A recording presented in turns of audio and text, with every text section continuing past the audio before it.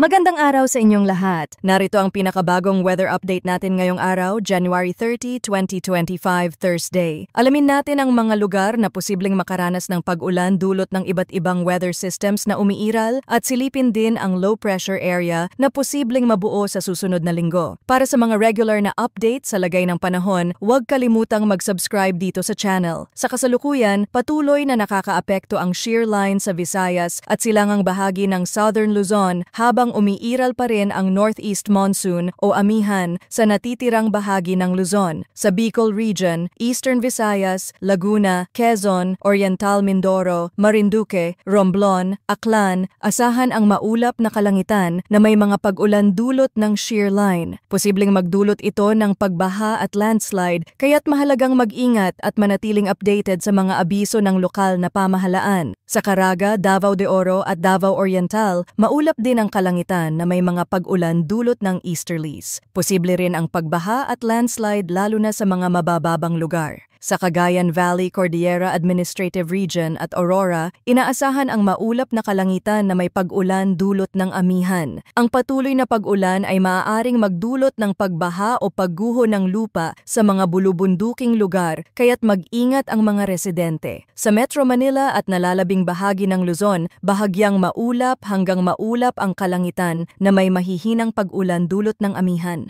Walang inaasahang malaking epekto, ngunit dapat pa rin tayong maging alerto sa biglaang pagbabago ng panahon. Sa natitirang bahagi ng bansa, generally fair weather ang mararanasan, maliban sa ilang panakanakang pag-ulan dulot ng easterlies. Ayon naman sa pinakahuling abiso ng PAGASA, narito ang heavy rainfall outlook dulot ng shear line. Ngayong araw, January 30, inaasahang heavy to intense rainfall sa Quezon, Camarines Norte, Camarines Sur, Catanduanes, at Albay. Habang moderate to heavy rainfall naman ang mararanasan sa Laguna, Oriental Mindoro, Marinduque, Romblon, Sorsogon, Masbate, Northern Samar at Eastern Samar. Bukas, January 31, posibleng makaranas ng heavy to intense rainfall ang Isabela, habang moderate to heavy rainfall naman ang aasahan sa Cagayan, Aurora at Quezon. Mahalaga ring tandaan na ang dami ng ulan ay maaaring mas mataas sa mga kabundukan at matataas na lugar at maaari pang lumala ang epekto sa ilang lugar na dati nang binaha o nakaranas ng malalakas na pag-ulan sa mga nakaraang araw. Tungkol naman sa tropical cyclone threat potential, wala pang inaasahang mabubuong tropical cyclone sa loob ng unang linggo mula ngayon. Subalit pagpasok ng Pebrero sa ikalawang linggo mula February 3 hanggang February 9, may posibilidad na mabuo ang isang low-pressure area sa silangan ng Mindanao at Visayas. Ang tsansa ng pagdevelop nito ay nasa low to moderate, kaya't binabantayan ito ng mabuti. Batay sa ibang weather models, sa February 5 ay makikita na ito ay unti-unting lumalapit sa Mindanao area, subalit marami pang maaaring mangyari. Maaari itong malusaw o hindi mag-develop bilang isang ganap na bagyo, kaya't mahalagang manatiling updated sa anumang pagbabago sa lagay ng panahon. Patuloy kayong tumutok dito sa channel para sa pinakabagong updates sa lagay ng panahon. Maraming salamat sa inyong pagsubaybay at palaging mag-ingat.